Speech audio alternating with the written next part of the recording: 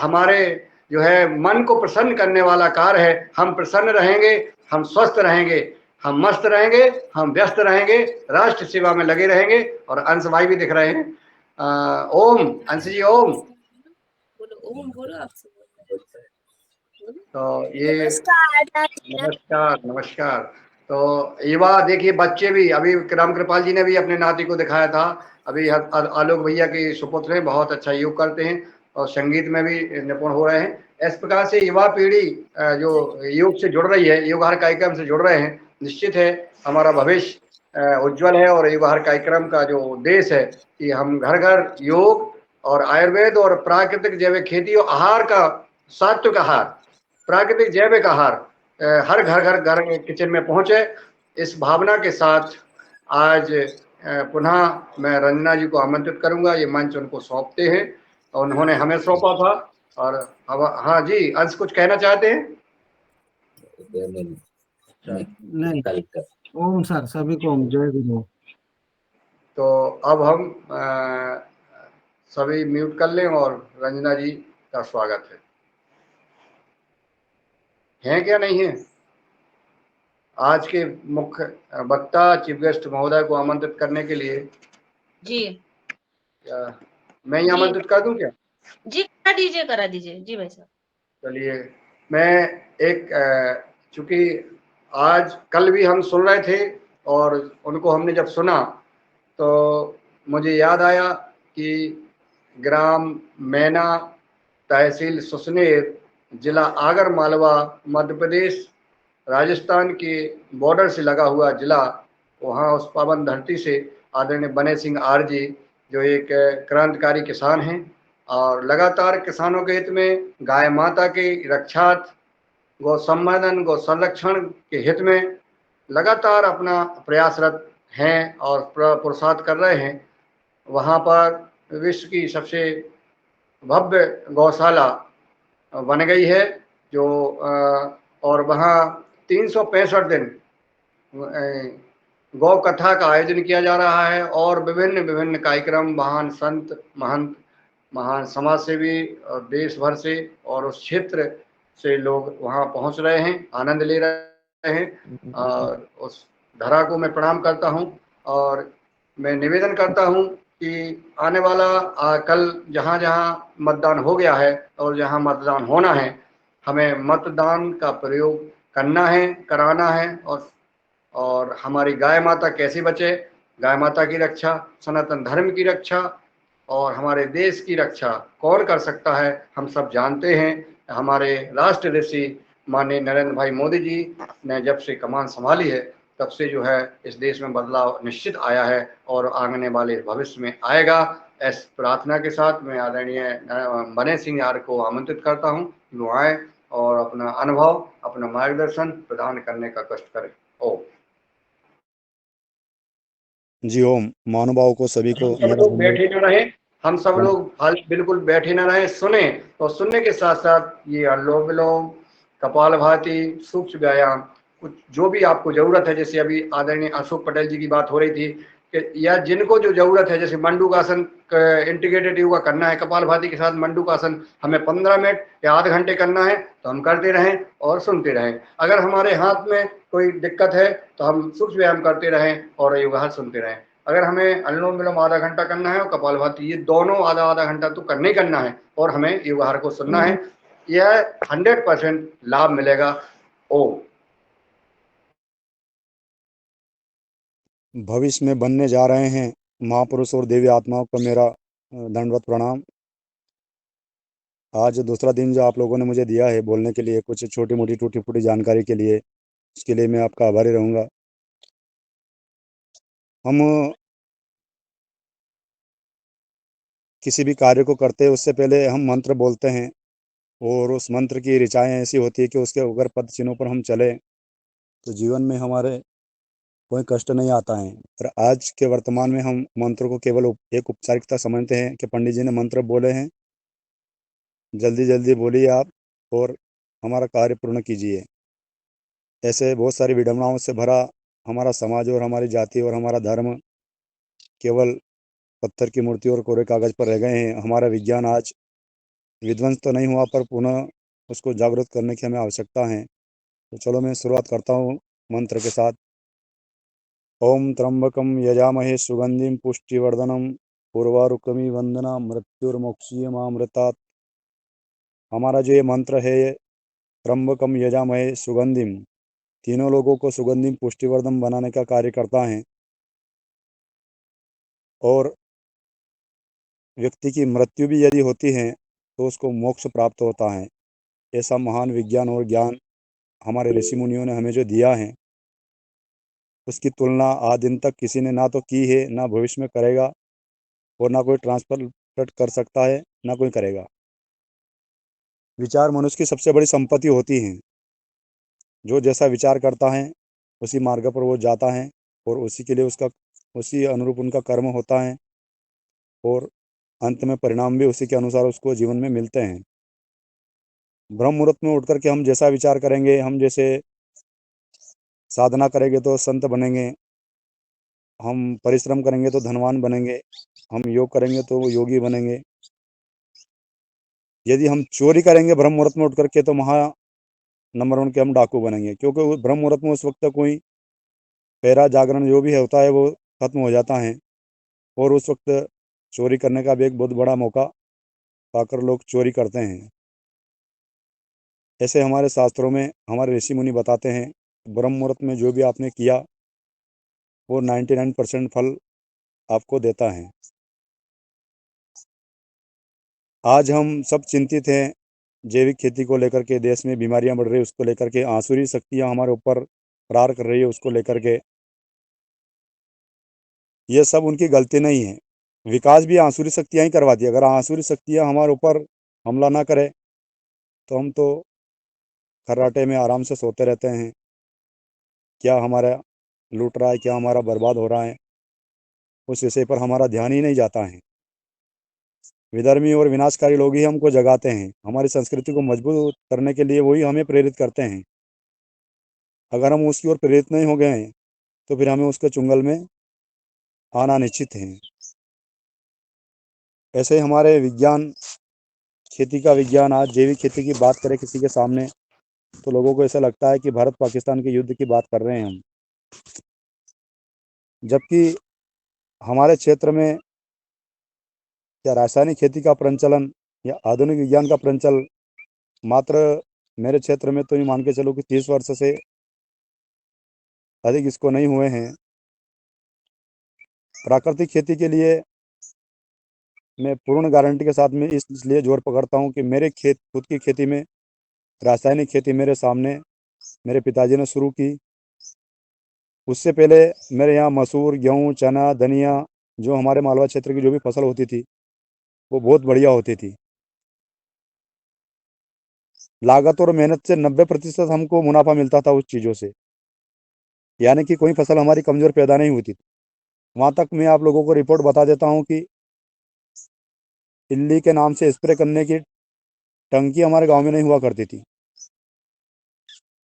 बस एक भावनाओं से और हमारे सूक्ष्म विज्ञान और हमारे वेदों के विज्ञान, हमारे ऋषि मुनियों के विज्ञान से किसी के फसल में अगर यदि रोग भी लग गया तो तांबे के पात्र में जल भर के हम हनुमान जी के मंदिर जाते थे, वहाँ नारियल होम करके उसी धूप में उस जल को निकाल करके खेत के चारों तरफ हम छींटे लगा देते थे, और वो पहरा लगा देते थे कि ये आपकी कमान, आप संभालो, हमें हमारी फसल निरोग चाहिए, और वो हो जाता था। ऐसे ही बहुत सारे प्रैक्टिकल हमारे ऋषि मुनियों को, हमारे दादाओं परदादाओं का जो था वो हमने आज छोड़ दिया है, और उसका दुष्परिणाम देख रहे हैं हम आज।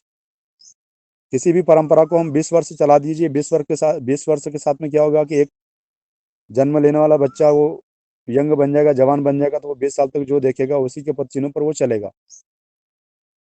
जन्म देने वाले बच्चे को उसकी माँ को माँ ना कहते हुए अन्य नाम से अगर उनको पुकारा जाएगा, उसके पिताजी को भी अन्य नाम से पुकारा जाएगा, तो 20 वर्ष के बाद में फिर वो उसी भाषा से वो बोलने लगेगा। और उसकी भाषा अगर हम परिवर्तन भी कराएं, उसको नए सिखाएं, तो बहुत बड़ी कठिनाइयाँ उसके सामने आती है। ऐसा ही हमारा आज का केमिकल खेती से हम जैविक की ओर ला रहे हैं, तो सभी लोगों को ऐसा लग रहा है कि हमारी उपज गिर जाएगी, हम बर्बाद हो जाएंगे। तो इसी की शुरुआत के साथ में हम करते हैं। हमारे देश में खेती को आनंद और उत्सव का प्रसंग माना जाता था। भारत के पूरे त्यौहार और उत्सव खेती से जुड़े हुए थे। खेती देश में प्राथमिक चुनाव का विषय मानी जाती थी। लेकिन आज खेती को केवल परिवार के भरण पोषण का जरिया मात्र या व्यवसाय मात्र माना जाता है। खेती एक बहुत विकट, गंभीर और विडंबनाओं से भरा प्रश्न बनता जा रहा है। खेती मजबूरी के रूप में आजीविका का साधन बनती जा रही है तथा आत्महत्या का विषय बनती जा रही है। क्या हम सोच सकते हैं कि ऐसा क्यों हुआ? क्या आपको लगता है कि इन बदलती परिस्थितियों के प्रति हमें चिंतित होना चाहिए? यदि हाँ, तो हम भारतीय दर्शन के अनुसार खेती पंचमहाभूतों की उपासना है। इनकी उपासना से आप पंचभूतों के अतिरिक्त अवस्था या परम चैतन्य को पा सकते हैं। हम सबका एक अंतिम ध्येय होता है, परम चैतन्य को आत्मसात करना, अपने आप को समझना या परम ऊर्जा के साथ एक रूप बनना। दुख और सुख जीवन के दो पहलू हैं और हम सब इसके वाकिफ हैं। हर भौतिक सुख के पीछे दुख जुड़ा हुआ है। इससे सुख में आनंद की अनुभूति नहीं होती है, क्योंकि आनंद होने की एक अवस्था है जो पंच महाभूतों से परे है। खेती इस आनंद की उपलब्धि का एक सहज, सरल और सुलभ उपाय बन सकता है। खेती एक बीज से अनेक बीजों में रूपांतर होने तथा छोटे रूप से विशाल रूप में परिवर्तन होने की एक सृजनात्मक घटना है। कृषि और सृजन ही परम चैतन्य है, जिसे हमारे उपनिषदों ने ओम पूर्णमिदं से विश्व को इसका दर्शन कराया है। हमारे आधुनिक विज्ञान ने भी इसी सत्य को वैज्ञानिक आधार देते हुए कहा है कि ऊर्जा का नाश नहीं होता, बल्कि अन्य रूपों में रूपांतर होता है। आज का विज्ञान हमारी खेती को पूर्ण रूप से बाजार आधारित या अन्य बाहरी साधनों पर आश्रित बना रहा है, जिसके कारण खेती उत्पादन उपभोक्ता दोनों के लिए समस्या बन चुकी है, जबकि व्यापारी और प्रोफेसर समृद्ध बनता जा रहा है, जो प्राकृतिक संसाधन है मानव का भी विपुल परिणाम में शोषण कर रहा है। अगर इन सबसे बचना है तो हमें कुदरत आधारित उपचार और विज्ञान को ही आत्मसात करना पड़ेगा। आइए इस कृषि को समझे। इस कृषि का नाम है अमृत कृषि। इसका आधार है कुदरत और पर्यावरण से मैत्रीपूर्ण प्रक्रिया, जिसमें हम प्रकृति वनस्पति को अपना अनिवार्य हिस्सा मानते हैं और उसी के पूर्ण स्वस्थ विकास के लिए हम यज्ञ कार्य करते हैं, जिसे हम पंचमहाभूतों की उपासना कहेंगे। उपासना यानी सेवा, उपासना यानी यज्ञ, उपासना यानी निःशब्द पौधों के साथ हमारा व्यवहार, जिसे हम विचार मुक्त अवस्था कहते हैं। जब हम विचार मुक्त अवस्था पाते हैं तो निरसंग प्रकृति से हमारा एकाकार होता है। संपूर्ण आयुर्वेद का निर्माण भी इसी तरह हुआ है, जिसमें ऋषि योग को स्वयं वनस्पति ने अपने गुणों का आभास कराया। इसीलिए आज भी आयुर्वेद शाश्वत है, इसमें कोई फेरबदल नहीं हुआ है। अतः निरसंग हमारी बात को समझता है तथा हमारी समृद्धि के सपनों को विपुल परिणाम में भर देता है। प्रत्येक कुदरती आयाम स्वयं विपुल परिणाम में विकसित होना चाहता है और यही कुदरत का नियम है, सिद्धांत है, उद्देश्य है। खेती सह अस्तित्व में जीने का एक संदेश है। सूक्ष्म जीव से महाजीव तक सभी जीवों के अस्तित्व में ही मानव का जीवन पूर्ण बनता है। पूर्णता ही चैतन्य है। इसी प्रकार किसी भी रूप में कोई भी उपाय से किसी भी जीव को मार कर, दुख देकर, भ्रमित करके परम सुख को नहीं पाया जा सकता है, क्योंकि किसी को दुख देना, भ्रमित करना या मारना परम चैतन्य से दूर होने की घटना है,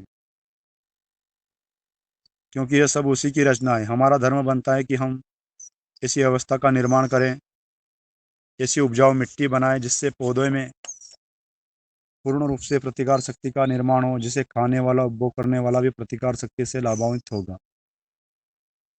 आधुनिक कृषि विज्ञान लक्षणों के आधार पर पौधे का निदान करता है और किसान को बड़े खर्च के लिए मजबूर करता है, लेकिन पौधे की माँ मिट्टी के प्रति कोई ध्यान नहीं दिया जाता है। जबकि हमारी माँ के गर्भ में बच्चा बीमार होने पर औषधि माँ को दी जाती है और उसी से बच्चा स्वस्थ होता है। ठीक उसी तरह प्रतिकार शक्ति युक्त उपजाऊ मिट्टी बनाकर, जिसका नाम हमने अमृत मिट्टी दिया है, बनाकर हम किसान, उपभोक्ता और पर्यावरण की सही सेवा कर सकते हैं। पौधा आपकी भावनाओं को बड़ी गहराई से समझता है और उसी के अनुरूप अपनी भावनाओं को प्रकट करता है। मानव का पौधे के साथ रिश्ता अपनी माँ के संबंध से भी ज़्यादा घनिष्ठ होता है। माँ अपने बच्चे को 9 महीने तक नाड़ी से जोड़कर रखती हैं, लेकिन पौधे के साथ हमारा यह संबंध आजीवन होता है। पौधों का उच्छ्वास मानव का श्वास और मानव का उच्छ्वास पौधों का श्वास, दोनों का जीवन एक दूसरे पर निर्भर है। ऐसे परम घनिष्ठ संबंध को बनाए रखने के लिए निरोगी स्वस्थ पौधा बनाना हमारा परम कर्तव्य बनता है। और इस कर्तव्य को हम कैसे निभाएंगे, ये हमारे कर्मों की भूमि के ऊपर डिपेंड करता है। अच्छे लोगों के संपर्क में आना भी हमारे अगले पिछले जन्म का पुण्य का कार्य होता है। आज हम सब देखिए, देश के अलग अलग कोने से, अलग अलग राज्य से हम सब एक परिवार की भांति महसूस करते हैं सभी, और एक परिवार समझते हैं। ये भी कहीं ना कहीं हमारी अगले पिछले जन्म का या हमारे कर्म का ही पुण्य है। नहीं तो आज कौन किसको जान रहा है, लोगों को बात करने की फुर्सत नहीं है। और बात बात में क्या है, कुछ भी काम नहीं, देश के अंदर सब धुरंधर भागे भागे फिर रहे हैं, सभी बीमारियों की खोज कर रहे हैं। और जो हमारा मूल आधार स्तंभ है, हमारा परम विज्ञान है, गौ माता, आसुरी शक्तियाँ इसको क्यों ख़त्म कर रही हैं कि गौ माता ही हमारा आत्मनिर्भरता है। हमारे पास से जिस दिन गौ माता चली जाएगी, उस दिन मानव मात्र को एक पोल्ट्री फार्म के मुर्गे की तरह या बकरियों के बच्चे की तरह ही देखा जाएगा, क्योंकि तुम्हारी आत्मनिर्भरता खत्म हो जाएगी। गौ माता है तो सब कुछ है इस संसार में, किसी के आगे हमको हाथ फैलाने की आवश्यकता नहीं है। हमारे ऋषि मुनियों को देखते हैं हम, एक हाथ में हथियार है, एक हाथ में वेद है, और साथ में गौ माता है। आसुरी शक्तियाँ हमारे महापुरुषों पर हमेशा ही प्रहार करती आई हैं, परंतु उनका आत्मज्ञान और आत्मविश्वास इतना मजबूत था कि वो किसी के सामने झुकने को तैयार नहीं थे। और हमें झुकाने के लिए आज आसुरी शक्तियाँ हमारे महान विज्ञान को ख़त्म करने पर तुली हुई हैं। मैं एक छोटी सी घटना बता देना चाहता हूँ आप लोगों को। आचार्य बालकृष्ण जी के साथ में जो जीवन आर्य जो रहते हैं, शायद आप लोग सभी उनसे परिचित थे या नहीं है। 2000 के वर्ष में जब पानी का अकाल पड़ा, तो जीवन आर्य के गांव में जलवृष्टि यज्ञ किया गया। पानी बरसने का कहाँ से कहाँ तक कोई चांस नहीं था। मौसम विभाग की जिले स्तरीय की सारी टीमें उसके गांव में आई और बताने लगी कि आप कुछ भी यत्न कर लो, पानी गिरने वाला नहीं है। जीवन आर्य के गांव में अधिकतम आर्य समाजी लोग हैं, वेदों को मानने वाले लोग हैं, योग गुरु जी को मानने वाले लोग हैं, आचार्य बालकृष्ण जी के पथ पर चलने वाले लोग हैं। उन्होंने उन मौसम विभाग की टीमों को बोला कि आप यहीं रहिए, 3 दिन हम आपका स्वागत करते हैं। और उन्होंने यज्ञ शुभारंभ किया। 2 दिन यज्ञ चला और दूसरे दिन रात में ही 12 बजे करीबन इतनी वर्षा हुई कि मौसम विभाग की टीमें वहाँ से हाथ पर हाथ धर के चल बसी। 5-10 किलोमीटर के दायरे में बहुत अतिवृष्टि हुई।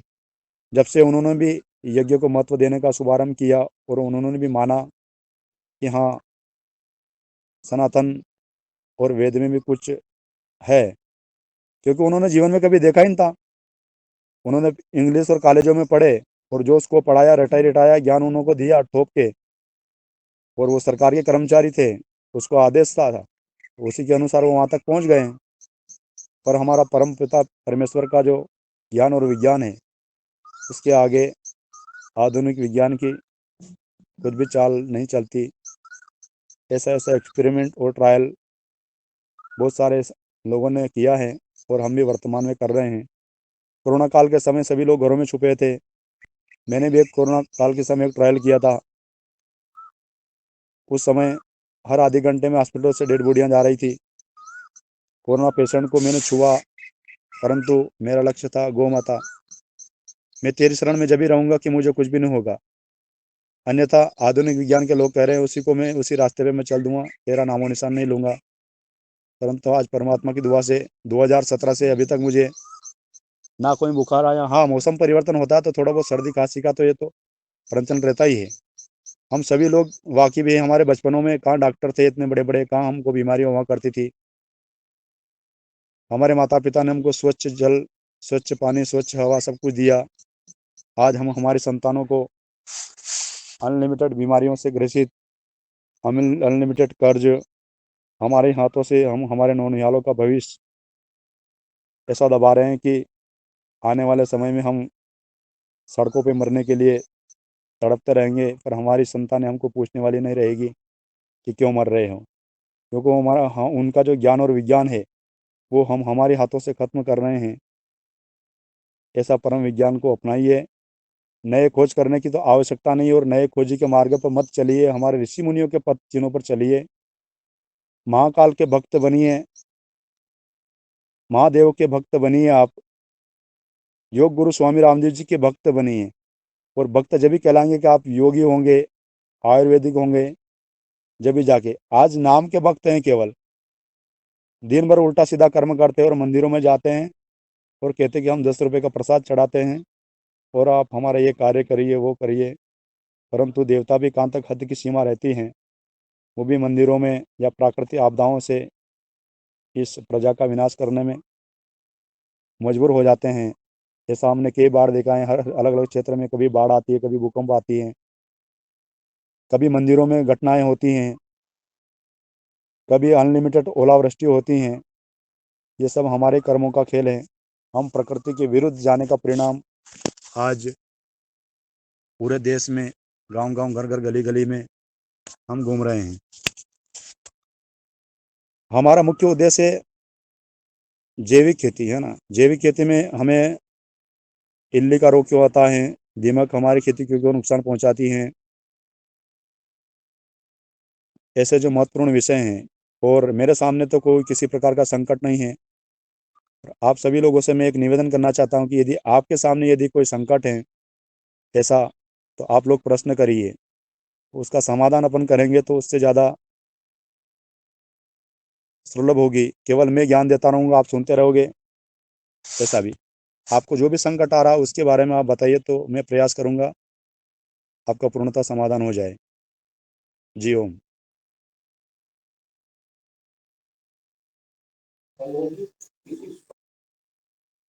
जिनका भी प्रश्न हो वो हैंड रेज कर सकते हैं, तो उस संबंधित उस क्रम से उनको ससम्मान बुलाने का प्रयास किया जाएगा।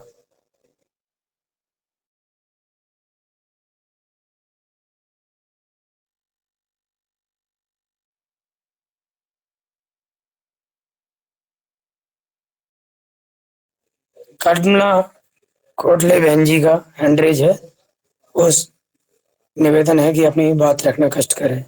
कल्पना बहन जी। धन्यवाद भैया जी, हीरानंद भैया जी। सदन को नमन, गुरु सत्ता को बारंबार नमन।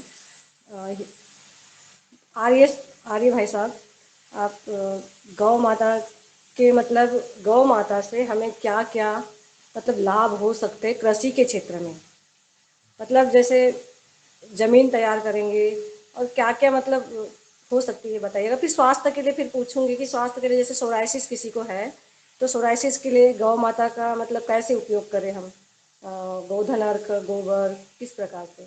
जी, ये 2 प्रश्न है मेरे। देखिए, आप लोग सबसे पहले तो गोधन अर्क का उपयोग करिए, जो पतंजलि में बनी बनाए मिलता है। इसके अलावा भी आपके पास यदि वो नहीं उपलब्ध है और आपके पास स्वयं का अगर है तो वो आप प्रतिदिन उसको उपयोग करिए। सोराइसिस ऐसी कोई बहुत बड़ी समस्या नहीं है। आज हम बेमौसम के खाना खा रहे हैं इसलिए वो पनप रही है, अन्यथा उनकी कोई औकात नहीं कि वो बाहर आ जाएं। आज हम आधुनिक विज्ञान के मॉडल पर हमेशा ही बेमौसमी चीज़ें का उपयोग करने लगे अधिकतर, और जबकि हमारा खान पीन है वो हमेशा जो मौसम में जो फल है वही खाना चाहिए, जो सब्जियां हैं वही खाना चाहिए, जो अनाज है वही खाना चाहिए। आज उसका विपरीत हम आहार ले रहे हैं, वो हम उपयोग कर रहे हैं। रही बात खेती में हम गौ माता का कैसे लाभ ले सकते हैं, तो संपूर्णता से हम लाभ ले सकते हैं। गौ माता का गोबर खेती में उपयोग करने से पहले, जब गौ माता का जो गोबर होता है वो गौ माता गोबर करने के बाद में हम प्रयास करें कि वो बरसात के पानी से ना भीगे और उसकी नमी एक बार ना सूखे। अगर उसकी नमी एक बार सूख गई है तो फिर दूसरी बार जैसे चाय हम बनाते हैं, एक बार वो दूसरी बार उसको गर्म करते तो पहले जैसा स्वाद, और ऐसा ही हमारा गोबर में है। गौ माता के गोबर अगर यदि एक बार अगर सूख गया तो उसमें इतनी गुणवत्ता नहीं रहती हैं। हम चाहे उससे जीवामृत बनाएं, हम घन अमृत बनाएं, या हम केचुआ खाद में तब्दील करें।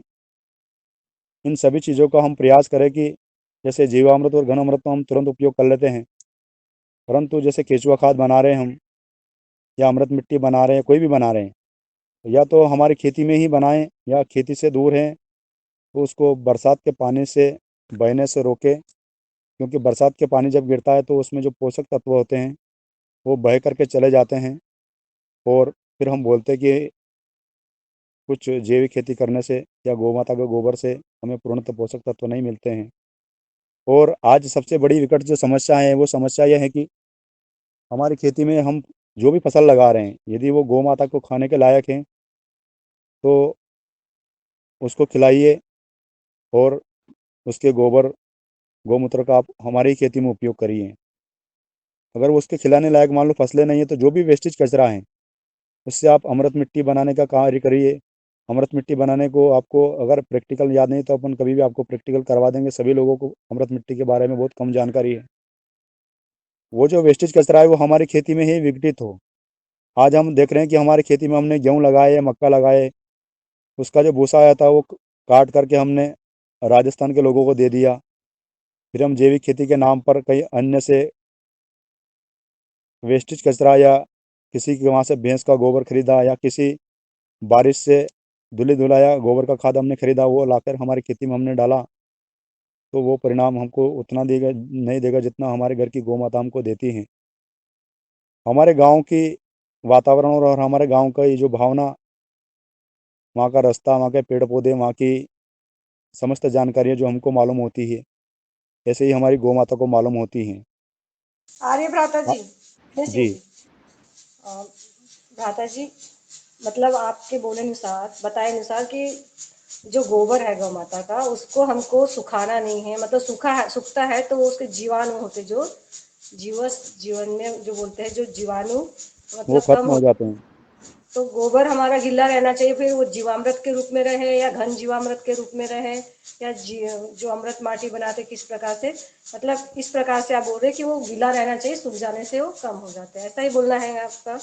जी जी। तो आप ठीक है, मैं और एक सवाल कर रही हूँ भ्राता जी कि जी जैसे गौ माता तो पालते हैं, लेकिन कैसी गौ माता का दूध अच्छा रहेगा पीने के लिए, कि जो बांध के जो सूखा चारा खिलाते हैं वैसी गौ माता, कि जो हरा चारा जो घूम के गाय घूमती है जंगलों में और अलग अलग प्रकार के कचरे, मतलब अच्छा वो ऐसा ही खाएगी जो जो स्वास्थ्य के लिए अच्छा हो, क्योंकि वो जहर वाले जहरीले पौध तो नहीं खाती गाय गौ माता, है ना? तो आप इसके ऊपर थोड़ा प्रकाश डालेंगे कि कैसी गौ माता अगर पाले तो कैसे पाले, किस प्रकार से पालन पोषण करें, और वो स्वास्थ्य के लिए, शरीर के लिए, मतलब मानव जाति के लिए भी स्वास्थ्यवर्धक हो उसका दूध, और घी, दही, और धरती माता के लिए भी, इसके बारे में थोड़ा प्रकाश डालिए।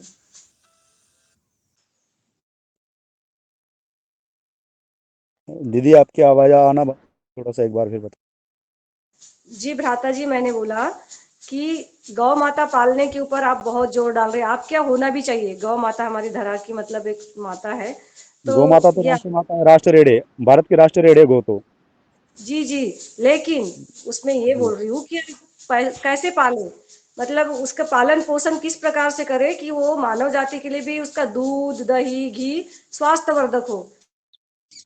देखिए, मेरा ऐसा सुझाव है कि गौ माता हम सभी पहले हमारे घरों में हुआ करती थी। उस वक्त गांव में सभी जंगल हुआ करते थे, सभी गांव में गोचरण की जमीन हुआ करती थी, वहां पर सभी औषधियों के पेड़ पौधे हुआ करते थे। परंतु आज वो व्यवस्था लगभग लगभग 70% विलुप्त हो चुकी है।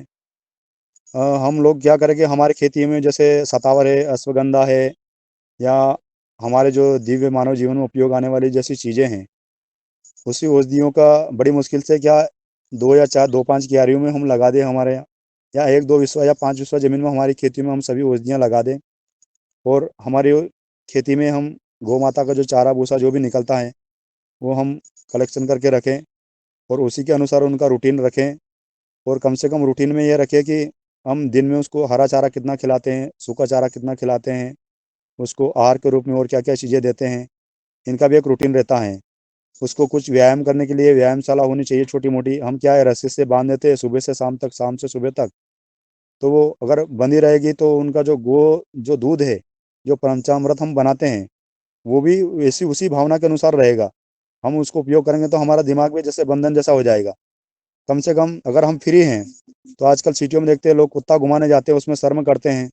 हम गौ माता को पकड़ करके जहाँ तक हम जा सकते घुमाइए। यदि 1 या 2 है तो अधिक संख्या में है तो हम व्यायामशाला बनाइए, या अभी ज़मीनें खाली हो गई हैं तो कम से कम 1 घंटा आधे घंटा के लिए हम उसको बाहर निकाल करके खाली ज़मीनों में घुमाइए। और उसको जंगल की औषधियाँ, जैसे हमारे खेतों में औषधियाँ हम बागड़ में लगा सकते हैं, कुछ हमारी खेती में लगा सकते हैं, उनका उपयोग कर करके गौ माता को हम सब कुछ औषधियाँ हमारे खेती में उपलब्ध करके भी हम खिला सकते हैं। और वो गौ माता जब भी खाएगी, मैं एक आपको एक छोटा सा उदाहरण बता दूं। कोरोना काल का समय चल रहा था, मेरी 2 गायें हैं, एक गिर नस्ल की, एक अपने सफ़ेद मालवी नस्ल की हैं। उस दोनों को मेरे गांव से 1 किलोमीटर दूर मेरा खेत है। हमेशा गौ माता को मैं स्वयं ले जाता हूँ। बच्चा विद्यालय जाता तो, यदि वो नहीं जाता तो वो भी ले जाता, मैं भी लाता हूँ ले जाता हूँ। मैं उसको खेत पर भी बांधूँ तो उससे कोई ताल्लुक नहीं है, पर मेरा एक रूटीन है कि वो वहाँ से यहाँ तक आ जाए तो उनका व्यायाम हो जाए। जब मैं कोरोना काल के समय उसको ले जाता था तो वो बांस के पत्ते खाती थी, और मैं उसको रस्सी से खींचता था, कुछ भी करता था तो वहाँ से चलने के लिए तैयार नहीं थी। मैं उसको छोड़ के खेत पे चला जाता था, 1 घंटा आधे घंटा वो बांस के पत्ते खा करके रिटर्न फिर वापस आ जाती थी। तो मानव जीवन कल्याण के लिए जो औषधियों का गुण जो गौ माता और भावनाओं जो समझती हैं, वो कोई नहीं समझता। और आज के वर्तमान में बांस के पास में मेरी गौ माता बंधी है, वही पत्ते आज भी हैं, पर आज वो उसको ग्रहण नहीं करती हैं। या ईश्वरीय कृपा से क्या उनकी भावना है और क्या विज्ञान है, वहाँ तक तो हम आज लोग पहुँच नहीं पाए। परंतु थोड़ा सा सुझाव अपने गुरुदेव ने दिया, वो आशीर्वाद दिया है कि मालिक पर आने वाले संकट 90 दिन या 50 दिन या 60 दिन पहले ही गौ माता जान लेती है, और उसी के अनुरूप वो औषधियाँ निर्माण करती हैं, भोजन ग्रहण करती हैं, और उसी के अनुरूप वो दूध, गोबर, गौमूत्र हमारे मानव जीवन कल्याण के लिए वो देती हैं। जी। भ्राता जी, भ्राता जी, आप गौ गौ माता के लिए बहुत अच्छा कार्य कर रहे हैं, और आपके क्षेत्र में अभी गौ माता के लिए साल भर कार्य चलेगा। तो आप बड़े मंच से जुड़े हुए, मेरी आवाज़ आ रही है भ्राता जी आपको? जी, जी, जी। हाँ, बने सिंह जी, आ रही है जी भ्राता जी। ये कि जी। आप बड़े मंच से आप जुड़े हैं, तो आप इसमें एक बात ज़रूर साझा करिएगा, जितनी मेरी समझ है, थोड़ा-सी जो मेरी समझ है, नासमझ भी हूँ मैं बहुत, जी। कि गौ माता का दोहन भी ना हो। मतलब अपने स्वार्थ के लिए, किस खेती के लिए, किसानी के लिए, मानव जाति के लिए, दूध पिलाने के लिए, दही खाने के लिए, दूध घी खाने के लिए गौ माता का दोहन भी ना हो। उसके बच्चे को, जैसे माँ के बच्चे को दूध कोई छीन नहीं सकता, उसका पूरा अधिकार मिले। नंदी को, जो छोटे-छोटे बछड़े होते हैं, उनको पूरा उनका अधिकार के साथ उनको मिले, वो भी पुष्ट हो, बलिष्ठ हो, जो बचा वाला रहे, वो मानव जाति के लिए काम आए, और वो भी स्वास्थ्यवर्धक हो, माँ भी स्वस्थ हो और हम सब बच्चे भी स्वस्थ हो। ये बात ज़रूर मंच से बोलिएगा कि उसका दोहन ना हो। जी, ओम हरि जी, जी, बिल्कुल, बस ये तो हमारे शास्त्रों में विधान है ना कि जितना गौ माता का दूध है वो आधा हमको लेना है, आधा उनके बछड़ों के लिए है। और जो आप बोल रहे हैं हमारी जो संस्कृति है उसको विध्वंस करने के लिए मैं आपको एक सभी मंच के एक सदन को सभी लोग बता देना चाहता हूँ। आज देश भर से गायें का ट्रक भर-भर के जा रहा है। उसमें कहीं न कहीं मेडिकल साइंस के जो एलोपैथी के डॉक्टर हैं, बड़े-बड़े वैज्ञानिक हैं, उनका हाथ 99% है। वो जान चुके हैं कि जब गौ विज्ञान फॉलो हो जाएगा देश में, तो हम केवल मच्छर मार के अलावा और कुछ भी नहीं करेंगे। बैठे-बैठे उसके हॉस्पिटलों में जाले पड़ जाएँगे। ये मैं आप सदन को सभी लोगों को एक सूचना देना चाहता हूँ। कांग्रेस सरकार में या किसी अन्य सरकार में भी षड्यंत्र रचा गया। गौशालाओं में रखना, सरकार पैसे देती है गाय पालने के लिए। क्या सरकार पैसा देती है इंसानों को पालने के लिए नहीं देती क्या? क्या अन्य योजना नहीं चला सकती? केवल गौ माता ही उनकी नज़र में क्यों है? आज हमारे मध्य प्रदेश में देख लीजिए हमारा पैसा कितना बर्बाद हुआ है। एक ग्राम पंचायत में 40-40 लाख रुपये, 35 लाख रुपये, 36 लाख रुपये चद्दर और सीमेंट के मकान बना दिए हैं। उसमें गौ माताएं ठूस दी गई है। ना तो समय पर भोजन है, ना पानी है, कुछ भी नहीं है। सरकार यदि चाहे तो उन पैसों को प्रत्येक ग्राम पंचायत में, आज पूरे मध्य प्रदेश में ये स्थिति है कि प्रत्येक ग्राम पंचायत में 300 गाय नहीं है। ये मेरा आंकलन है। 300 की जगह 50 भी गाय नहीं है। किसी-किसी गाँव में तो दर्शन मात्र करने के लिए गाय नहीं है। गाय है तो वो दूसरी है, एचएफ गाय है या दूसरी अन्य गाय हैं। तो सरकार अगर गौ माता को समृद्ध करना चाहती है, तो उन पैसों को डायरेक्ट सीधे-सीधे किसान को दे दिया जाए। तो जहाँ 40-40 लाख रुपये खर्च हुए हैं या जो भी हुए हैं, उस 40-40 लाख रुपए में 10-10 साल तक गौ माता संवर्धन हो सकती थी। उन्हीं पैसों का और सदुपयोग हो सकता था। परंतु मैंने जो बताया सरकार की गलत नीतियाँ भी हमारे साथ में हैं, और बहुत सारे विध्वंस लोग हमको, हमारे आत्मनिर्भरता को ख़त्म करने में लगे हैं, ऐसा महान और विज्ञान को बर्बाद करने में लगे हैं। मैं तो बार बार कहता हूँ, मैं तो जैसे छोटे बच्चे की तरह, वो कहीं अपन उसको मंदिरों में दर्शन कराने या कहीं भी ले जाते हैं, वो खेत कूद करता, उछल कूद करता, उसको बहुत खुशी होती है। ऐसा मुझे भी खुशी होती है कि मैं गौ माता के लिए कुछ राष्ट्रीय स्तर का पद प्राप्त करके मैं उनको अधिकतम 1 महीना या 2 महीने में ही गौ माता जितनी आज रोड पे घूम रही है उनको सबको समृद्ध कर दूं, और मजबूत कार्यकर्ताओं की स्थापना करके इस राष्ट्र को बचाने के लिए जितने भी देश के अंदर साधु संत हैं, जितने भी गौ भक्त हैं, उन सबको आह्वान करूं। प्रत्येक जिले में, भारत के 798 जिले, कम से कम 500 जिलों में हमने ये कार्य करके दिखा दिया, तो देश के बुचड़खाने का इतिहास हम बदल देते हैं। और हमारा इतिहास जब, और हमारा विज्ञान जब मानव मात्र अपनाने लगेगा, तो क्या इन आसुरी शक्तियों को औकात नहीं जो हमारी संस्कृति और सनातन को वो मिटा सके। हमने कल भी बताया था, गो विज्ञान अपनाएंगे तो आसुरी शक्तियां जल जल के मर जाएगी, और नहीं अपनाएंगे तो हमको सड़ सड़ के मरना है। यही सार्थक है और ये सत्य है। और आपने बोला कि बड़े मंच से आप जुड़े हुए हो, मैं कोई बड़ा नहीं हूँ, ना कोई मेरे साथ सामने कोई बड़ा मंच है। मैंने जीवन में जो भी पाया है केवल गौ माता की शरण में रहकर के पाया है। जो भी इच्छा मैं जाहिर करता हूँ वो अधिकतम 3 महीने में मुझे प्राप्त हो जाती है। जैसे योगार जैसा मंच मैंने इच्छा जाहिर की थी कुछ दिनों के लिए, तो परमात्मा की ईश्वरी कृपा से वो मेरे सामने प्रकट हो गया, और मेरे गांव में, मेरे घर में, मेरे खेत में रह करके मुझे पूरे ब्रह्मांड का ज्ञान मिला, पूरे ब्रह्मांड का कॉलेज मिला। जो मैं चाहता हूँ प्रतिदिन कोई ना कोई ऐसी शक्ति आती है सामने कि वो मुझे उस विचारधारा से परिपूर्ण भर देती हैं कि जो मुझे आवश्यकता थी। ये गौ माता की अपार कृपा है। जिस मंच से, जिस स्वामी जी की मैं बात कर रहा हूँ, उसको मैंने 2-3 साल पहले टीवी पर देखा था। बहुत अच्छा उनका विचार मुझे लगा। और आप सब लोग प्रतिदिन धेनु टीवी के माध्यम से, आस्था टीवी के माध्यम से 1 बजे से 4 बजे तक आप सब लोग जुड़िए। दिन में सभी लोग विश्राम करते हो उस वक्त टीवी पर देखिए, लाइव प्रसारण है, और वहाँ का नज़ारा आप आपके घर बैठे देख सकते हैं। क्योंकि 365 दिन चलने वाला प्रोग्राम देश के सभी साधु संत वहाँ पर आह्वान कर रहे हैं। तो गौ माता के बारे में जितना कहा जाए फिर भी कम है। पर आज हमारा विज्ञान विलुप्त हो चुका है, तो हम सबकी जिम्मेदारी है कि हम जितने शक्ति से इनका प्रयोग करेंगे उतना हम मजबूत बनेंगे, उतना हम निरोगी बनेंगे, उतना हम आत्मनिर्भर बनेंगे। इसमें कोई संशय नहीं किसी प्रकार का। ये केवल हमको भ्रम में डाल दिया गया है कि जैविक खेती करने से आपका उत्पादन गिर जाएगा, आप बर्बाद हो जाएंगे, घी खाने से कोलेस्ट्रॉल बढ़ेगा। अरे भाई, वो तो बता दो हमें कि गौ माता का घी खाने से बढ़ेगा या भैंस का खाने से बढ़ेगा, या फिर आज वनस्पति का जो आप बाजारों में पूजा के नाम पर बांट रहे हो उसके खाने से बढ़ेगा। गौ माता का घी, दूध आने वाले जो वैशाख का महीना होता है उसमें पूर्ण रूप से पूरे भारत में आज से 20 वर्ष पहले इस मई महीने में सभी लोग उपयोग करते थे। आज वो उपयोग की विलुप्तता हमारे देश भर से खत्म हो चुकी है।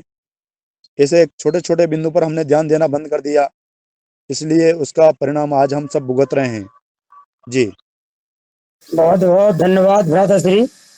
आपने जो है बहुत ही सारगर्भित रूप में विस्तार से गौ माता के महत्व, उसकी स्थिति परिस्थिति और उस गौ माता के उन्नयन के लिए, स्वयं के आत्म उत्थान के लिए जो काम करना है उस पर विस्तार जानकारी दी। कल्पना बहन जी ने भी बहुत अच्छी अच्छी जिज्ञासा प्रकट की। मैं भरोसा है कि उनका समाधान हो गया होगा। और इसके बाद में, इसके पहले कि आदरणीय अशोक पटेल जी को बुलाऊं, इसके पहले ओंकार नाथ जी का भी हैंड रेज हुआ था, और हो सकता है उनकी जिज्ञासा का समाधान हो गया हो, तो उन्हें वापस कर लिया हाथ। फिर भी निवेदन करूंगा कि यदि जिज्ञासा कोई हो तो आदरणीय ओंकार नाथ जी अपनी जिज्ञासा प्रकट करने कष्ट करें। जी नमस्कार भैया, नमस्कार। मुख्य अतिथि जी को नमस्कार। मेरा थोड़ा सा कहना है कि हम गौ माता, गौ विज्ञान आदि की चर्चा करते हैं, तो मैं चाह रहा हूँ कि थोड़ा सा इसका वैज्ञानिक पक्ष पर भी थोड़ा प्रकाश डालें, ताकि आम जनों को भी थोड़ा सा बताया जा सके कि किस रूप से विज्ञान आधारित गौ माता है और कैसे सृष्टि का संचालन कर रही है, और इससे क्या मानव जाति को फायदा होने वाला है, या इससे कैसे इसका इस विज्ञान पक्ष को थोड़ा सा प्रकाश डालें। जी बनेश सिंह भैया जी। गौ माता से मानव जाति का फायदा तो यह है कि अगर गौ विज्ञान अपनाएगा, तो मैंने कल बताया था जैसे कि 36,500 दिन या 100 वर्ष तक किसी भी हॉस्पिटल का दरवाजा खटखटाने की आवश्यकता नहीं है। इससे बड़ी उपलब्धि हमारे जीवन में और क्या हो सकती है। और आप बात करें कि गो विज्ञान हम फॉलो करें, तो गो विज्ञान के लिए अपने ही क्षेत्र में, जैसे हमारे मंच पर आदरणीय राजस्थान से भाई रंजीत सिंह जी आए थे, ऐसे पढ़े लिखे लोगों को आप गो विज्ञान का डॉक्टर बनाइए, गो विज्ञान आधारित कृषि की ट्रेनिंग करवाइए और उसका उपयोग अधिक से अधिक हो, ऐसी जानकारी आप स्वयं देंगे तो वो ज़्यादा उचित रहेगा। कामधेनु इसका नाम है। गौ माता और गाय माता और पशु तो अन्य लोगों ने पुकारा है। कामधेनु, कामधेनु का विज्ञान है जन्म से 12 महीने पहले और मृत्यु के 12 दिन बाद तक उससे कौन सा काम हमें लेना है।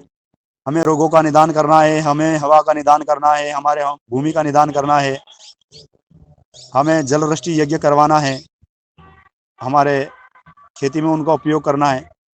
सब जगह गो विज्ञान है, परंतु इतना ज्ञान एक व्यक्ति अर्जित तो नहीं कर सकता। उसको अलग अलग विषय बना करके भी आप उनको तैयार करिए, ऐसा मेरा सुझाव है भ्राता जी। बहुत बढ़िया भ्राता श्री। अब मैं आवाज देता हूँ आदरणीय अशोक पटेल जी को कि वो भी अपनी जिज्ञासा प्रकट करने का कष्ट करें।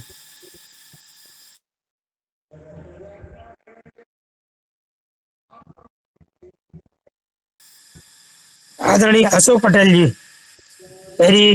यदि मेरी आवाज आप तक जा रही हो, आपका हैंड रेज हुआ है तो अपनी बात रखने का कष्ट करें, क्योंकि आज वहाँ जो है आदरणीय शरद भैया के हम के बच्चे का विवाह कार्यक्रम रहा है, चल रहा है, तो उन सबको शुभकामनाएं देने के लिए वो लोग सब किसी न किसी शामिल हो रहे हैं। तभी तो योग शिक्षक के रूप में वो प्रकट थे, लगातार रहे अशोक जी, किसी कार्य में व्यस्त हो गए होंगे और अपना टाइम भी अब लगभग 8 बज रहे हैं, 7:55 हो गए हैं। और अन्य किसी भाई बहन का कोई प्रश्न, कोई जिज्ञासा हो। आदरणीय अशोक पटेल जी आ गए हैं क्या? तो मुझे लगता है कि आवाज नहीं जा रही उनके पास तक।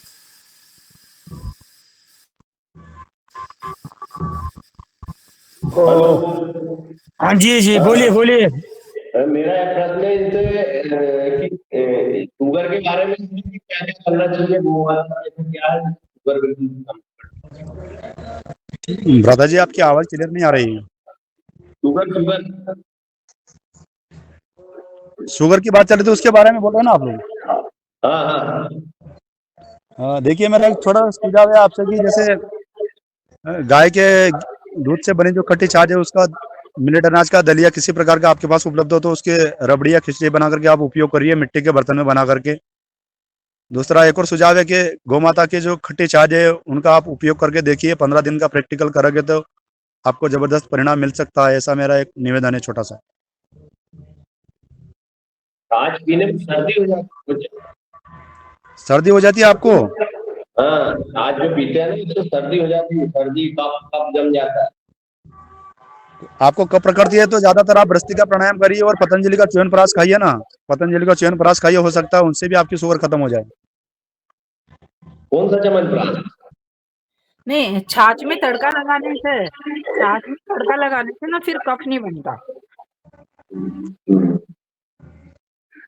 चलो ठीक है जी, ठीक है भ्राता श्री। मेरा ऐसा और निवेदन है आगे कि जो सदन में कोई डिस्टर्ब भी नहीं हो, हो रहा, मेरे पास में बैंड बज रहे तो।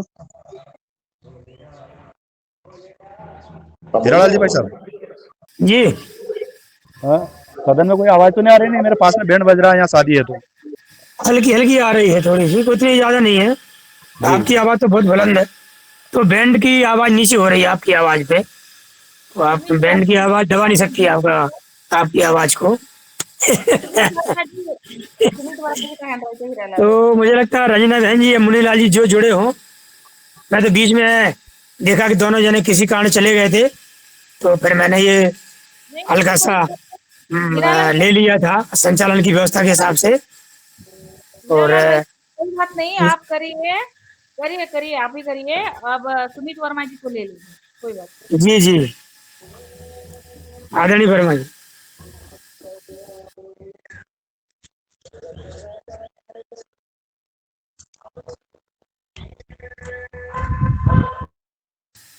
अनिल राय जी को आमंत्रित करता हूँ।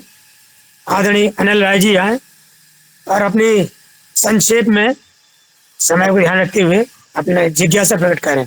ओम। ओम जी। ओम। सदन को प्रणाम। गणेश भाई साहब को नमस्कार। मैं गणेश सर से ये पूछना चाहता हूँ कि ये जो गो विज्ञान इस पर आधारित जो यज्ञ चल रहा है उसको हम कैसे देख सकते हैं, और उसका क्या लिंक है, कैसे हो सकता है। और दूसरा, अमृत कृषि के तहत अमृत मिट्टी का निर्माण कैसे किया जाएगा, ये जरा बताने का अगर संभव है तो बताने का कष्ट है जी। ओम। भ्राता जी, जैसे आप बोल रहे हैं कि वो यज्ञ चल रहा है उसको कैसे देखें हम, तो उनको तो क्या है कि आप धेनु टीवी पर देख सकते हैं या आस्था चैनल पर देख सकते हैं। 1 बजे से 4 बजे तक चलता है प्रतिदिन। आप जब भी समय रहे आपके पास आप देखिए। रही बात अमृत मिट्टी बनाने की, तो अमृत मिट्टी बनाने का तो अपन को प्रैक्टिकल करवाने से ज़्यादा समझ आएगा, परंतु फिर भी मैं आपको बता देता हूँ कि जितने सीमेंट का जो एक टैंक रहता है हमारा 1000 लीटर, उसमें पानी आ जाए ऐसा टैंक हम ले लें, और उसमें हमारा जो भी बायोमास है वो अमृत जल 1000 लीटर अमृत जल बना करके उस टैंक में वो हमारी खेती से जो निकलने वाला वेस्टेज कचरा है, जो भी झाड़ के पत्ते हैं या वेस्टेज कचरा जो भी है, लकड़ियों के डंठल है छोटे मोटे, उसमें उसको भिगो दीजिए 24 घंटे तक। 24 घंटे के बाद में निकाल करके 3 फीट चौड़े और 10 फीट लंबे उसकी परत जमा दिए धरती के ऊपर। परंतु वो मैं जो बता रहा हूँ वो विज्ञान आपको समझ में आएगा जब प्रैक्टिकल करवाएंगे। आपको कभी ट्रेनिंग लेने का मौका मिलेगा तो आपको पूर्णतः समझ आ जाएगी जी। जी। ओम। आदरणीय शरद वर्मा जी, तो आज कुछ कहना चाहेंगे? आज के विशेष आयोजन में आप जुड़े भी हैं, ये बड़ी बात है।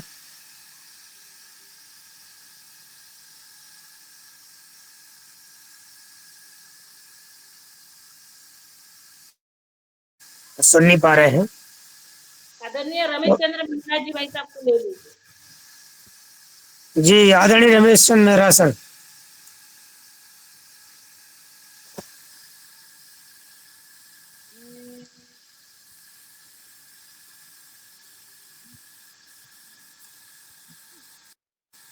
मेहरा जी कुछ बोल तो रहे हैं लेकिन वो यहाँ आवाज आ नहीं रही है, ऐसा लग रहा है हमको।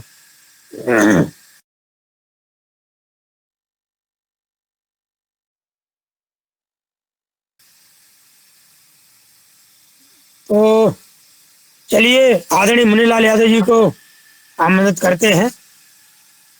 अब वो पुनः ज्वाइन हो चुके हैं, तो अभी बहुत सुंदर आदरणीय जी का व्याख्यान कहें, प्रवचन कहें, संदेश कहें, चेतावनी कहें, जिस रूप में जो लेना चाहे स्वीकार करना चाहे उस रूप में आदरणीय हमारे जो मुख्य अतिथि है मनीष सिंह जी ने आज अपनी बातें रखी और जिज्ञासाओं का समाधान किया।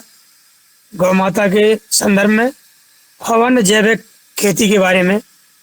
तो मैं चाहूँगा कि आप वहाँ पर नर्मदा जी के किनारे पर हैं और आदरणीय भैया जी के यहाँ विवाह कार्यक्रम में हैं। आदरणीय मुनीलाल जी आए और इस कार्यक्रम को पूर्णता की ओर ले जाने के लिए अपनी बात रखने का कष्ट करें। किसको किसको करना है?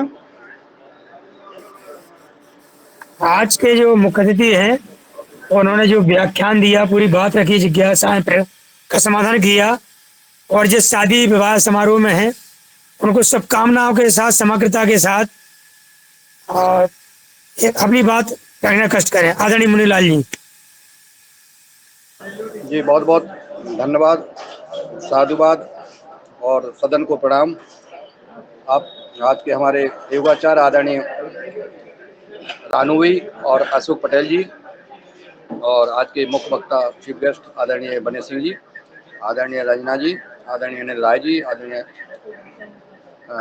बालेंद्र सिंह जी, आदरणीय भगवान दास कुशवाहा जी, आदरणीय दिनेश सेमवाल जी, आदरणीय डॉक्टर किशोर दुबे जी, आदरणीय हेलाल कुशवाहा जी, आदरणीय कल्पना खोटले जी, आदरणीय कमल जैन जी, आदरणीय कृष्ण कुमार जी, आदरणीय मिथिलेश सिंह जी, आदरणीय ओंकार नाथ जी, आदरणीय अनिल जी, आदरणीय राजेश्वरी कुशवाहा जी, आदरणीय दामोदर जी, आदरणीय रविचंद्र मेहरा जी, आदरणीय शरद चंद्र जी, आदरणीय शुभम जी, आदरणीय सुमित वर्मा जी, आदरणीय स्वास्तिक आदरणीय शरद वर्मा जी, आदरणीय तुलाराम पटेल जी, आदरणीय उमाशंकर जी, आदरणीय विनायक जी, आदरणीय डॉक्टर विनोद भट्ट जी। और मैं सबको बताना चाहता हूँ कि अभी चूंकि समय है अभी आदरणीय शरद वर्मा जी के यहाँ भव्य और दिव्य कार्यक्रम का आयोजन किया गया सभी युवहार परिवार की ओर से। और उधर हरिद्वार का नेतृत्व करते हुए आदरणीय दिनेश सेमवाल जी का पधारे और युवहार कार्यक्रम के सभी परिवार के सभी सदस्य वहाँ उपस्थित रहे। और हम सब जो है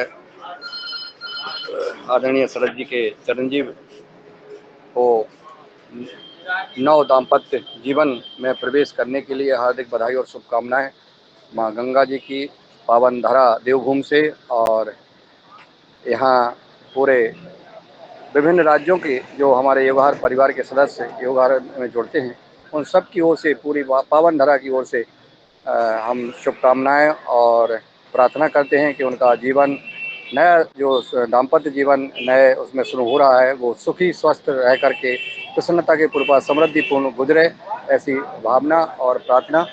और बहुत ही अच्छा भोजन जो है बैठ करके उन्होंने जो कराया है, ये पद्धति जो है चल रही है लगातार। जैसे अशोक जी के यहाँ शुरुआत हुई, अब धीरे हमारे शरद वर्मा जी ने वही बैठ के भोजन कराया जो भारतीय परंपरा होती है। और कहीं भी कोई भी किसी प्रकार का जो है नशा और जैसे गुटखा है, तंबाकू है, बीड़ी सिगरेट शराब ये इस प्रकार का व्यसन का सेवन ये कोई व्यक्ति नहीं दिखा, ऐसा अब लगातार देखने को मिल रहा है। इसलिए बड़ी प्रसन्नता जाहिर हो रही है। और शरद वर्मा जी जुड़े ही हैं, खूब थके हारे होंगे क्योंकि रात को हम लोग तो लगभग 11 बजे के बाद आ गए थे। लेकिन आप जो है कंचन वर्मा, शरद जी और पूरा परिवार और रिश्तेदार और मित्र मंडली हमारे रामकृष्ण रघुवंशी जी खूब उसमें लगे रहे।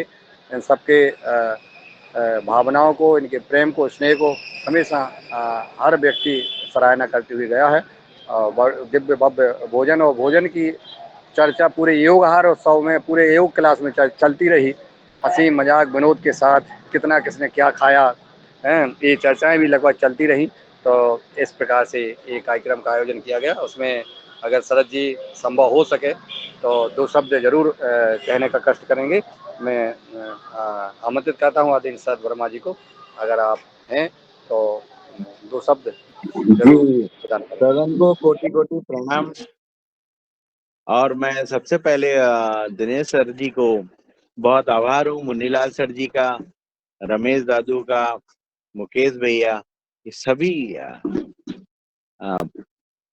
पूरे योगाहार के परिजन आए और बहुत अच्छे से कार्यक्रम जो योगाहार की एक थीम है उसी के अनुसार हम लोग अपने यहाँ के जो भी सांस्कृतिक कार्यक्रम है और जो भी संस्कार हैं वो हम कराते हुए जा रहे हैं।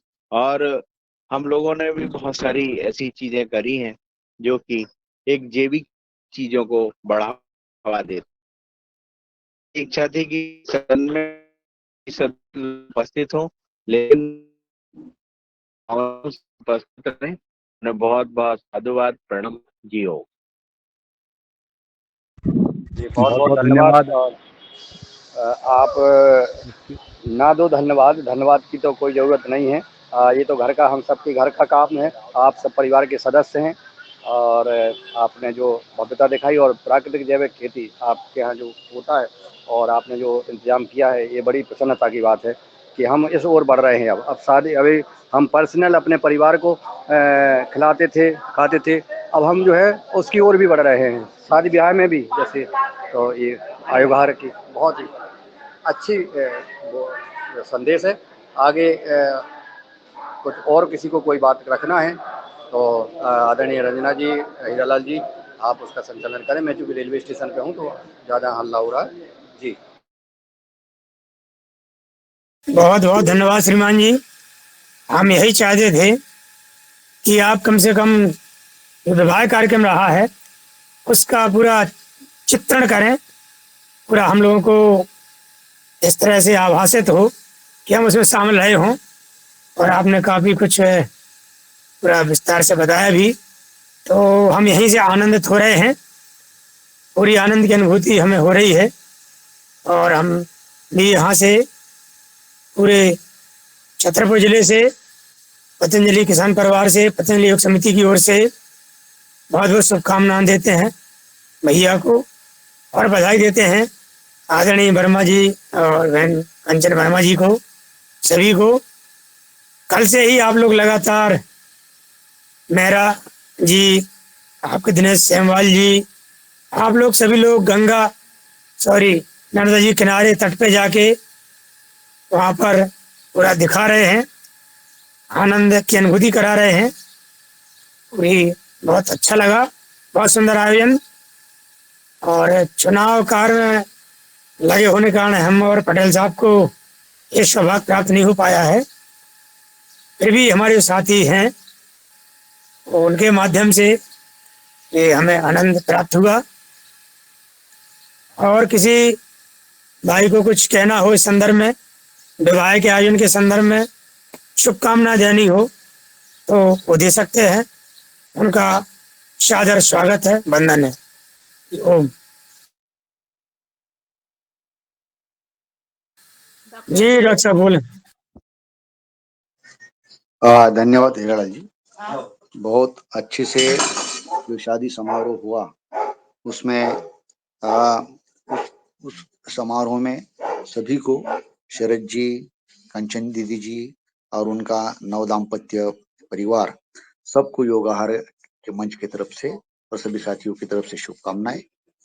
और जो गूगल फॉर्म की बात कल पवन सर ने बोली थी, तो गूगल फॉर्म सभी अपने जो साथी है उन तक पहुंचाया जाए।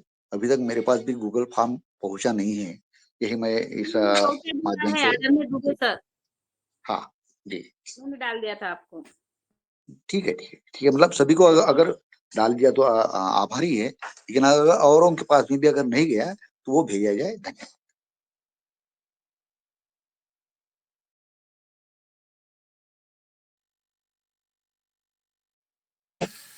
मिथिलेश सिंह जी, आपका भी हैंड रेज है। डॉक्टर साहब आपका पूरा हो गया तो आदरणीय मिथिलेश सिंह जी। जी ओम। जी ओम। ओम जी। और सदन को भी नमन वंदन। और जैसे कि योगाहार परिवार में चर्चा है कि शरद भैया के यहाँ कोई शादी का आयोजन हुआ है, तो महिला पतंजलि योग समिति की ओर से उत्तर प्रदेश जिला मुजफ्फरनगर से सभी बहनों की ओर से नव दंपत्ति को बहुत बहुत शुभकामनाएं।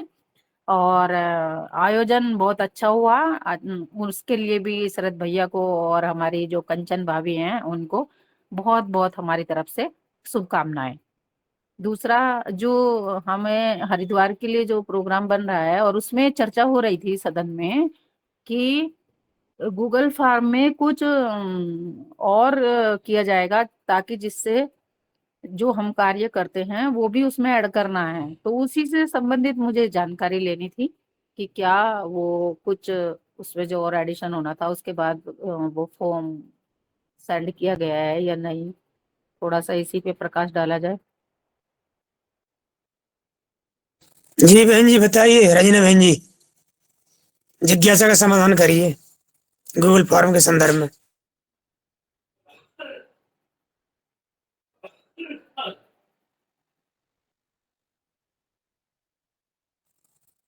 अभी हाल दोनों जने जुड़े हैं, आदरणीय मुनीलाल जी भी, रंजना बहन जी भी। दो जने में से किसी को भी मेरी आवाज जा रही हो, आप बोल पा रहे हो, तो आदरणीय मिथिलेश बहन जी की जिज्ञासा का समाधान करें।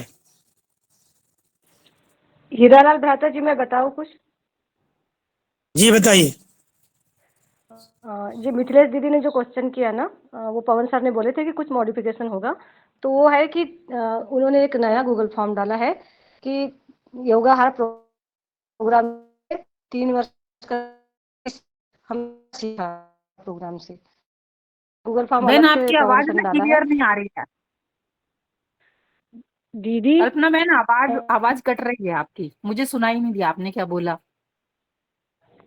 दीदी मैं दोपहर में आपको अलग से बताऊंगी इसके बारे में, ठीक है? वो गूगल फॉर्म अपनी योगाहार से आपने क्या सीखा, वो सीख के बारे में बता रहे थे कि आप क्या सीखा 3 वर्ष में अपने इससे योगाहार प्रोग्राम से। आपको सादे कागज पे भी लिख के आप डाल सकते हैं या पवन सर को सेंड कर सकते हैं कि आपने क्या सीखा। जी जी बहन, चलिए हम अलग से बात करते हैं ना, जो भी डाउट होंगे हमारे क्लियर हो जाएंगे। जी जी जी बहन जी। जी जी ओम। तो मुझे लगता है कि आज लगभग जो भी हमारा विषय था, बिंदु था, उस पर चर्चा और शरद भैया के यहाँ का विवाह कार्यक्रम के संदर्भ में पूरा चर्चा, शुभकामनाएं, बधाई, ये भी एक आनंद का माध्यम है, बहाना है, और हम खुश होते हैं, प्रसन्न होते हैं, एक दूसरे को शुभकामना देते हैं विभिन्न माध्यमों से, विभिन्न तरीकों से। तो प्रत्यक्ष में हो, अप्रत्यक्ष में हो, तो ये भी आवश्यक है, हमारे जीवन का अंग है।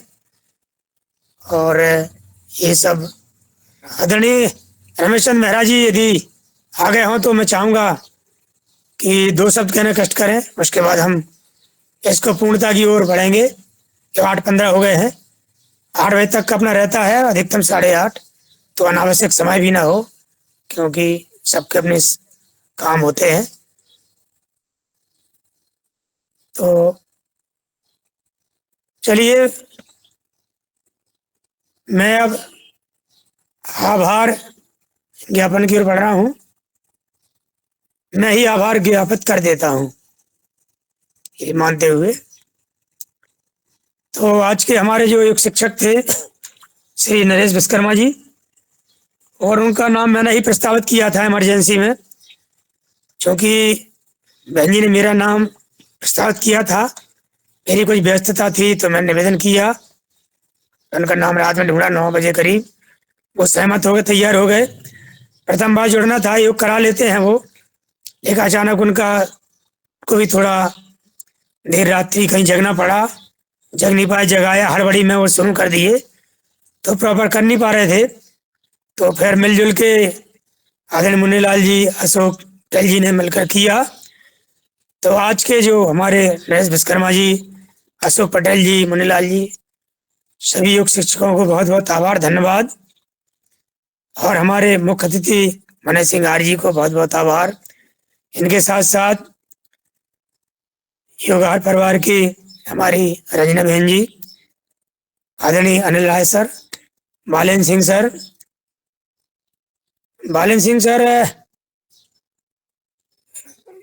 आदरणीय बालेन सिंह साहब, आप छतरपुर से हैं क्या? चलिए, जो भी हो, धन्यवाद आपको, आभार। आदरणीय भगवान दास कुशवाहा जी, उनको भी बहुत बहुत शुभकामनाएं, वो शीघ्र स्वस्थ हों और पुनः अपनी योगा कक्षा में अपने जो जड़ी बूटियां हैं उनके बारे में लोगों को जानकारी देकर स्वास्थ्य लाभ में सहयोग प्रदान करेंगे। डॉक्टर किशोर दुबे सर, कृषि वैज्ञानिक, बहन जी कल्पना कोटले जी, कमल जैन सर, आदरणीय कृष्ण कुमार जी, मिथिलेश सिंह बहन जी, ओंकार नाथ जी, TRI के संचालक महोदय, राजश्री कुशवाहा जी, जो हमेशा मौनी बाबा की तरह रहती हैं, जुड़ती, हमेशा लगातार जुड़ती हैं, कृषि के क्षेत्र में बहुत अच्छा काम कर रही हैं, स्वयं ट्रैक्टर चलाती हैं और भी अन्य कार्य करती हैं, लेकिन वो अपनी बात कम रखती है, जो भी कारण है। चलिए, फिर भी जुड़ती हैं, खुशी की बात, उनको भी आभार। रमेश चंद्र मेहरा सर, सुमित वर्मा जी, हमारे साथ वर्मा सर, तुलाराम पटेल सर, उमाशंकर प्रसाद जी, विनायक जंगराज जी, अन्य हमारे साथी जो समय की मर्यादा के कारण लेफ्ट हो गए हैं, चले गए हैं, या जो आज जुड़ नहीं पाए हैं, जुड़ते रहते हैं, या जिनका किसी न किसी रूप में इस योगाहारी कक्षा में योगदान है, जैसे आदरणीय पवन सर और हमारे दिनेश सेमवाल जी, अन्य लोग, उन सभी का बहुत बहुत आभार, धन्यवाद। उनका जुड़ना, इतने लंबे समय तक ज्ञानवर्धन करना और इस ज्ञान को लोगों तक बांटना, उन सभी का बहुत आभार, धन्यवाद ओम प्रणाम, सुप्रभात, साधुवाद। हीरालाल भाई जी, एक रिक्वेस्ट है आपसे, आप अपना नंबर और मेरे को शेयर कर दो। जी बहन जी, बोल अभी दीजिए कर। आप। 99 265 99 265 72 917 जी 72 917 जी, धन्यवाद। 72917। जी जी। आपने मुझे इस योग लाए समझा, इसके लिए आपका मैं बहुत आपका कृतज्ञ हूँ। आपकी जो यज्ञ चिकित्सा है, यज्ञ विधि है, यज्ञ कराने की जो व्यवस्था है और जो यज्ञ के प्रति समर्पण है आपका, उसके लिए मैं आपका हृदय से आभारी हूँ। जी जी ओम। भैया, मैंने इसलिए लिया है नंबर क्योंकि अभी एक ही कार्य हुआ है। अभी एक कार्य हमारा ना जो पौधे वाला है, पौधे रखे हैं मेरे पास, लेकिन इतना व्यस्त चल रहा था मेरा, तो हम अब वो पौधा लगाने वाले हैं। तो मैं ये पूछना चाह रही थी, मैंने कहा मैं कॉल करके पूछ लूँ, क्योंकि योगाहार में समय कम होता है, हमें मर्यादा का ध्यान रखना होता है। तो मैंने कहा चलिए मैं नंबर ले लूंगी और फिर मैं आपकी पसंद का पौधा, एक तो होता है कि हमने अपनी मर्जी से लगा दिया, एक होता है कि यदि आपको कोई खास पेड़ पसंद हो, तो इसी से संबंधित मैं आपसे बात करना चाह रही थी। बाद में करूंगी। जी ओम, धन्यवाद। ये बहुत अच्छा आपने मन में बात रखी। ये जो पुष्प मैं दिखा रहा हूँ, इसका नाम तो मुझे पता नहीं है। मुझे ये पता है हमारी भाई। धर्म पत्नी ने लगाया है, तो ये मैं समर्पित कर रहा हूँ आज हमारे सर्वज्ञ ब्रह्मा जी को और उनके पुत्र पुत्र वधु को बहुत बहुत शुभकामनाओं के रूप में। ये जो है, और मेरा जो पेड़ है, पसंदीदा पुष्प है, वो है गुड़हल। ये गुड़हल के बारे में कहता हूँ, गुड़हल गुल सितारा, ये फूल है सबसे न्यारा, और मुझको बहुत लगता है ये प्यारा। और भैया मुझे कलर भी बताओ गुड़हल का, कौन सा कलर पसंद है? वही है जो सबसे जो पुराना है, बाद में तो बहुत सारी प्रजातियां हैं उसकी, जो रेड है में होता है, गुलाबी जी कलर में होता है हल्का, जी जी वही जी। कलर है मेरा। क्योंकि सबसे शुरू मैंने उसी कलर को देखा था अपने गांव में। और उसकी जो लटकन है, वो मुझे लटकन बहुत भाती है, बहुत अद्भुत है वो। तो ये जो है, हमको एक पेड़ भेंट किया था उन्होंने, पौधा हमारे योगा कार्यक्रम में, जो हमारे कस्तूरी कृषि फार्म के हैं कृष्ण कुमार जी, वो आज हमने लगा लिया है। मैं दिखाना चाहता हूँ आपको, ये काफी बड़ा हो गया है और ये अब फूलने वाला होगा, क्योंकि पहले ये गमले में लगा था और अब ये हमने फिर बाढ़ नहीं हो रही थी इसकी, इसको हमने जमीन में लगाया, बढ़िया तेजी से बढ़ रहा है,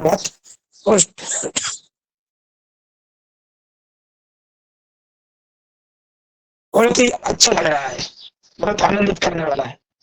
जी हो। जी, आपके लिए वही गुड़हल का फूल हम लगाएंगे और उसका नाम हीरालाल गुड़हल रखेंगे। बहुत जी बहुत धन्यवाद। चलिए, हम आप ही बचे हैं एक दो लोग, बाकी लगभग जा चुके हैं। आपको पुनः धन्यवाद। ओम। मैं काफी लोग जुड़े हैं अभी, तो मैं ये कह रहा था कि अपना आभार प्रदान सब हो गया है और मैं खड़ा हूँ अपनी बगिया में। जो ये जो है, ये हमारी धर्म पत्नी को विशेष रुचि है इसमें, ऐसे मेरा योगदान बहुत कम है। ये गुलाब बहुत अच्छे लगे हुए हैं इसमें, गुड़हल तो है ही, और ये बहुत प्यारे फूल है। तुलसी भी है। गुड़हल की वैरायटी करीब 4-5 प्रकार की हैं। ये लाती है कहीं ना कहीं जब भी जाती हैं। और बहुत, ये आंवला है, ये आम है जो फल रहा अभी, फल आ गए इसमें। ये इस तरह से इतना बड़ा एक आम है। ये हमारे पिताजी ने लगाया था, इसको संभाले हुए हम, पिताजी तो अब नहीं है। और इस आम में करीब आधा किलो 3 पाव करीब का आम होता है ये, और ये पीला कभी नहीं होता है। अभी ये मई में लगा रहा है, जून में, जुलाई में लगा रहे, पीला नहीं होगा। इसके अंदर से गोई जो है पीका निकाल देती है, पीका मतलब इसका वो हो जाता है, लेकिन ये पकता नहीं है ना, पीला दिखेगा। ये इसके खासियत जो भी हो, नाम तो मुझे नहीं मालूम, लेकिन ये पिताजी के इसमें इसको संभाले हुए हैं। और भी बहुत सारे काफी पौधे लगे हुए हैं, बेल लगा है, ये समी का है, मीठी नीम है, गुड़हल, तो बहुत सारी वैरायटी है, कुछ में फूल है कुछ में नहीं है। तो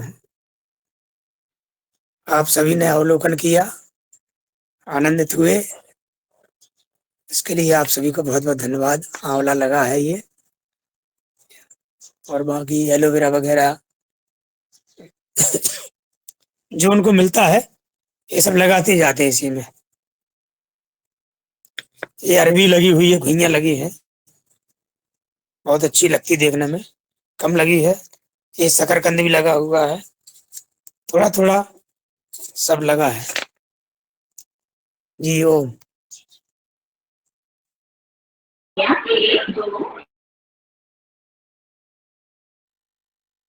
हमें कोई नहीं बुला रहा हो तो हम ही आ जाएगा।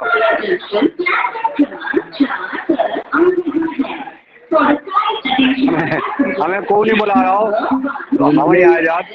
कहा है कि सुनो, नहीं हम नहीं जानते। सुनो भैया हीरालाल जी और सारे सदन को हमने न्यों तो दो, तो हमने सबको बुलाओ हो, तो और जो भी आओ वो हमारे बुलाए से आओ है। तो कम से कम वे जो हुआ है जिनने खावा पियो है वे तो हमें धन्यवाद दे देवे बाद में है। जो नहीं जा पाए वे हमसे कहे कि भैया हाँ आपने हमें बुलाया था, हम नहीं आ पाए, लेकिन हमारी शुभकामनाएं हैं। हमारी जैसी दशा होते हो रही वो तो है मालूम है, लेकिन कम से कम जो आदमी नहीं जा पाए वे हमसे तो कह रहे हैं कि आपने बुलाओ। तो दिनेश जी भी धन्यवाद दे रहे हमें तो हैं बाकायदा, वे कह रहे हो भैया और कल की हम क्या बताए, आदमी मान से नाराज है हमसे, अब क्या कहते तो आप लोग तो कह सके धन्यवाद। बहुत बहुत धन्यवाद आप लोगों को हमारी तरफ से, और हम ना आ पाए उनके लिए। नए भावना से सभी लोग कार्यक्रम में पूरे भावना से थे सभी, और सबका आशीर्वाद हमें प्राप्त हुआ, इसके लिए बहुत बहुत साधुवाद। महिला सर ने सभी लाया, उनके हम बहुत आभारी रहेंगे, और वो हमारे परिवार बच्चे से आए इसलिए उनको बहुत बहुत आभार। वो दिखा नहीं रहे हैं पर बाकी पूरा परिवार आया हुआ है। जी ओ जी प्रणाम। ये छुपाना जो है ये ठीक नहीं है। हम अब कहाँ से धन्यवाद दें आपको, आप परिवार साथ पहुंचे हो, अकेले बता रहे हो, भाई दिखाइए। जैसे छलमा को लठ हो, छलमा को लठ बुंदेलखंड में करना के छलमा को लठ। भैया कल रहे भैया हीरालाल जी तुम काय को इतने कठिन प्रहार हो रहे कल से कि हम क्या बताएं भैया। भैया ये तो प्रेम की बात है उधो, यही तो प्रेम की बात है। जिससे सबसे ज्यादा प्रेम होता है उससे ऐसे ही बोला जाता है।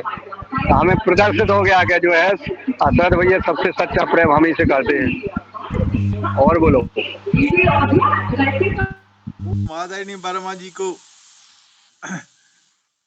शादी की बहुत बहुत बधाई।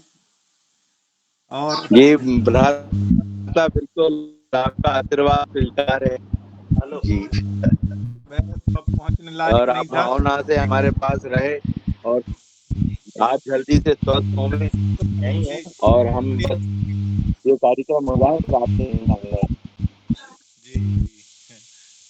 बालक की ससुराल में भी शादी थी, नहीं तो हम तो बालक को भेजते ही निश्चित रूप से, तो वो भी नहीं आ पाए। साले की शादी थी, और आपको हार्दिक हार्दिक बधाई, शुभकामनाएं शादी की। अब 27 को बारात में चलना है तो उसके लिए आना है। अभी एक चांस और है जो अपनी गलतियों को दूर कर सकते और आ जाए। 27 की शाम को बारात है, तो मैं चाहता हूँ सदन में सभी आमंत्रित हैं, और मैंने एक छुपा के डेट रख रखी थी कि किसी को तकलीफ हो तो भाई वो दूर हो जाए। अब 27 का एक मौका और है कि मुझे सदन से और आशीर्वाद मिले, और सभी लोग सहपरिवार 27 की शाम को बारात लेके चलना है तो आ जाएं। मुन्नीलाल सर ने तो वादा किया है कि हम सह कुटुंब आएंगे, अब मुझे देखना है कि वो कितने लोग आते हैं। जी ओम प्रणाम। आदरणीय वर्मा साहब, ये जो पुष्प देख रहे हैं आप, ये पुत्र पुत्र वधु के लिए शुभकामनाओं के रूप में है आज, और आपको बधाई के रूप में है ये। बहुत सुंदर बात है, बहुत सुंदर, बहुत सुंदर। हम तो चाहते हैं कि फूलों की तरह आप हमेशा महकते रहें। जी चलिए, बात है हमको पति थानी बनने, और 27 तारीख को सबको पहुंचना है बारात में डांस करने के लिए। हम तो आए हैं बाराती, बारात लेकर। अब 27 को सभी को 26 को सामग्री जमा होना है, रात्रि तक पूरी मतदान सामग्री जमा होना है, और 27 को सुबह तक जो है पूरा 26 की रात तक सीलिंग स्ट्रांग रूम सील होंगे पूरे, तो निकल पाना काफी कठिन है। तो बाबूजी भी सामग्री जमा करने लगे। अरे अरे बरौनी से 2-2:30-3 बजे बरौनी चलाते हैं, महामना चला। आ जाओ, हम तो चल रहे, हम तो चल रहे। बहाने नहीं चलेंगे आप, बहाने नहीं चलेंगे, हम बहुत सुन चुके। अब नहीं चलेगा किसी का बहाना। अब तो आर पार की होगी लड़ाई। 27 को चलना तो चलना।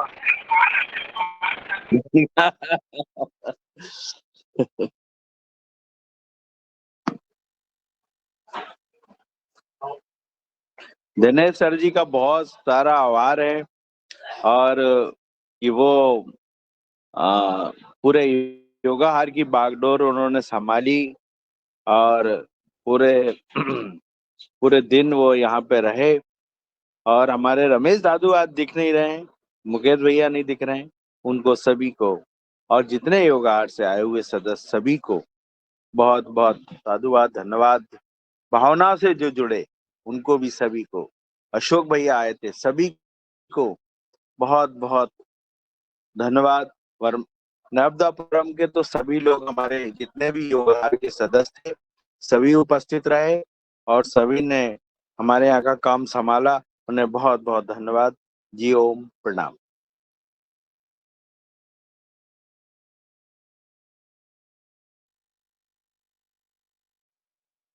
चलिए विदा लेते हैं आज के कार्यक्रम से।